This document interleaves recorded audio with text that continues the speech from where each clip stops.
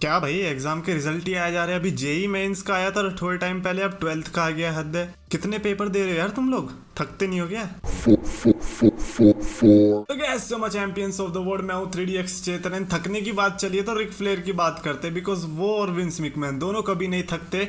वो अलग बात है कि दोनों के मैं अलग अलग प्रोफेशन की बात कर रहा हूँ दोनों अलग अलग जगह पे नहीं थकते। रिक फ्लेयर रेसलिंग के अंदर, और रेसलिंग में उनका लास्ट मैच होने वाला है जिसको लोग लास्ट ब्रेथ करके भी प्रमोट करना चाह रहे हैं एज ट्रोल, जो कि काफ़ी फनी है। बट अगर वो हो गया ना भाई साहब, तुम सबको अपना डिलीट करना पड़ेगा पोस्ट, वरना भाई साहब FBI तुम्हारे पीछे ही पड़ जाएगी। Okay, I am just saying कि रिक फ्लेयर ने भी रिसेंटली ये बताया कि उनको प्लेंटर फेसिस्टिस, आई डोंट नो क्या है भाई, ये डॉक्टरों की टर्म इतनी महंगी क्यों होती है बोलने में।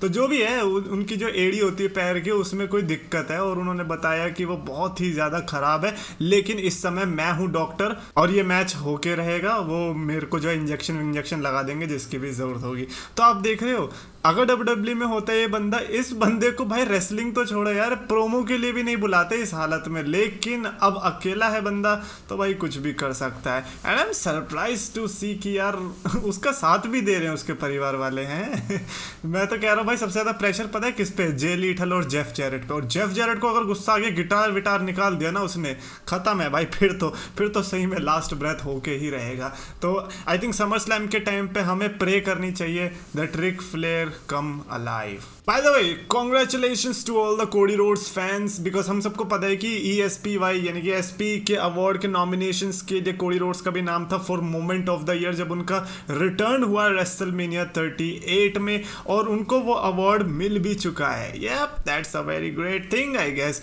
And you know what the best part is? Cody Rhodes is so smart, is so freaking smart. He is like, यार अब इस साल अवार्ड मिल गया है ना, बढ़िया, अब मैं क्या करूँगा, अब मैं और वेट करूँगा, सीधा अगले साल फिर से रिटर्न करूंगा, और जैसे अब मैंने मोमेंट ऑफ द ईयर उठाया, अगले साल फिर से उठाऊंगा। भाई ये सही में हिस्ट्री बुक में नाम हो जाएगा कि भाई साहब लगातार 2 बार रिटर्न करके ये अवार्ड उठाने का, क्योंकि इसके पहले कोई भी नहीं कर पाया। साशा बैंक्स ने ट्राई किया था मल्टीपल रिटर्न्स करके, बट कुछ हुआ नहीं। I think Cody Rhodes definitely can do that. Sasha banks की अपडेट्स नहीं आ रही आजकल है मतलब जब से WWE से गई है तब से हो गया। एंड आई थिंक वो रेसलिंग में घुसने भी वाली नहीं है अब अचानक से, है ना। वो अगर ऐसे रेसलिंग में रहना होता तो वो WWE में ही रहती, वो जाती ही क्यों।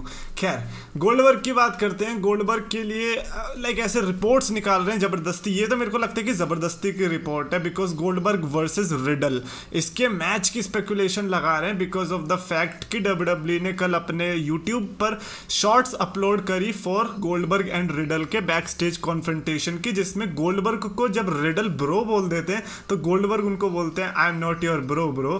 तो मतलब बेसिकली वो बताने के लिए कि भाई साहब अब ये टीज तो नहीं हो रहा है कि अगर गोल्डबर्ग का रिटर्न होगा तो वो रिडल से लड़ सकता है। यू सी द थोड़ी बहुत ट्रूथ इसमें इसीलिए भी हो सकता है कि हाँ भैया क्या पता ये हो, इज बिकॉज रिडल जो है रिसेंटली बड़े बड़े सुपरस्टार से लड़ रहे हैं। रैंडी ओटन के साथ उठना बैठना है, रोमन रेंस के साथ चैंपियनशिप मैच मिल चुका है, सेथ रॉलिंस के साथ समर स्लैम में लड़ने वाला है बंदा। बचा कौन भाई? ठीक है भाई, फिर आप एक काम करते हैं, रिटर्न करवाएंगे हम गोल्डबर्ग का, आप उससे भी लड़ लेना। तो लाइक स्पेकुलेशन मेरे हिसाब से डायरेक्शन तो बहुत ही ज़्यादा ठीक है, but I personally don't think so कि ऐसा हो सकता है। बट अगेन, जब ब्रॉक लेसनर के साथ रिडल आए चेम्बर में और रोमन रेंस के साथ मैच हुआ, तो हो सकता है कि गोल्डबर्ग और रिडल की बात भी हो ही जाए। एंड यू नो व्हाट, अगर ये सऊदी अरेबिया में हो रहा है ना, तो गोल्डबर्ग तो छोड़ो, किसी का बाप भी नहीं रोक पाएगा, क्योंकि सऊदी अरेबिया और गोल्डबर्ग का क्या रिलेशन है वो हम सबको पता है। विंस मैकमैन को बस ये कहने की जरूरत है, hello Goldberg, I am Vince McMahon, you are Goldberg, Saudi Arabia is coming, और गोल्डबर्ग तभी बोलने लगेगा समझ गया बॉस, अपोनेंट का नाम बताने की जरूरत नहीं है, मैं पहुंच जाएगा। अच्छा, एक और चीज, एलेक्सा ब्लिस ने रिसेंटली ट्विटर पे एक ट्वीट डाला था। बेसिकली एक बंदे ने एक बॉक्सिंग मैच था जिसमें जब उसने पंच मारा, नॉकआउट मारा, तो वो बंदा बेहोश हो गया। तो उसमें उसने लिखा कि dude almost sells better than Dolph Ziggler, कि हाँ भैया डॉल्फ जिगलर से ज्यादा अच्छा सेल करता है। तो एलेक्सा ब्लिस ने उस पर रिप्लाई किया, I don't know, I think Dolph Ziggler ही उससे अच्छा सेल कर रहा है। और उसके बाद में एलेक्सा ब्लिस ने एक और ट्वीट डाला जिसमें अलेक्सा ब्लिस ने लिखा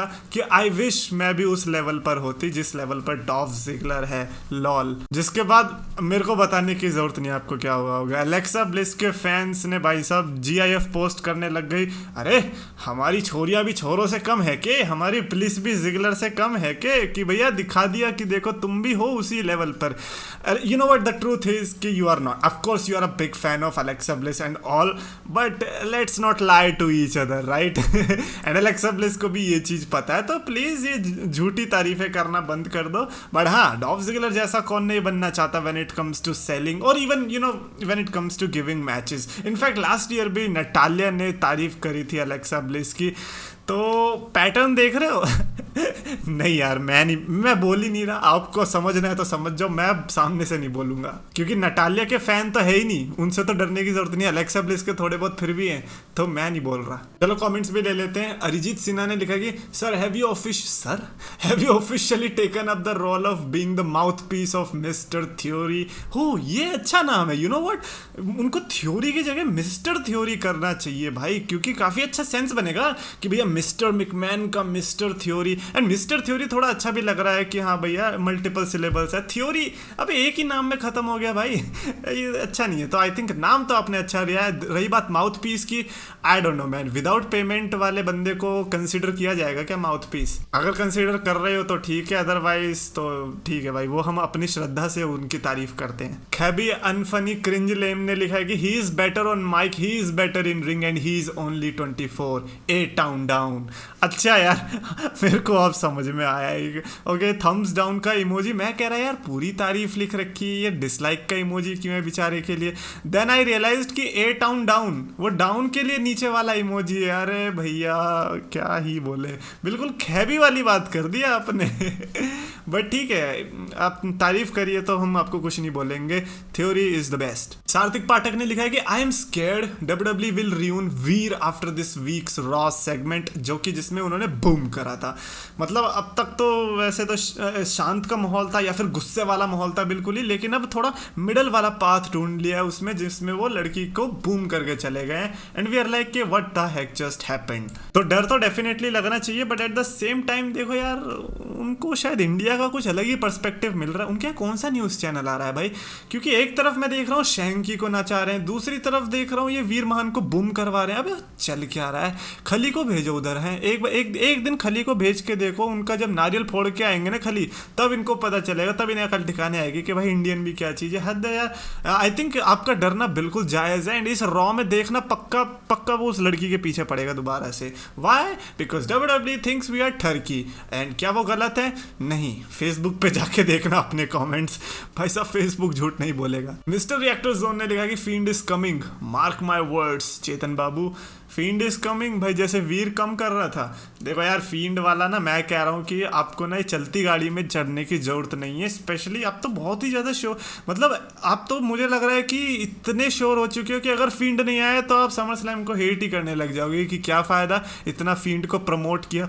मतलब अब हमारे अंदर ये बैठ चुका है कि WWE प्रमोट कर रही है फील्ड को, जबकि ऐसा नहीं है। मैं तो ये कहूँगा कि देखो, जीरो एक्सपेक्टेशंस रखना, zero, because field might not come, or maybe he will.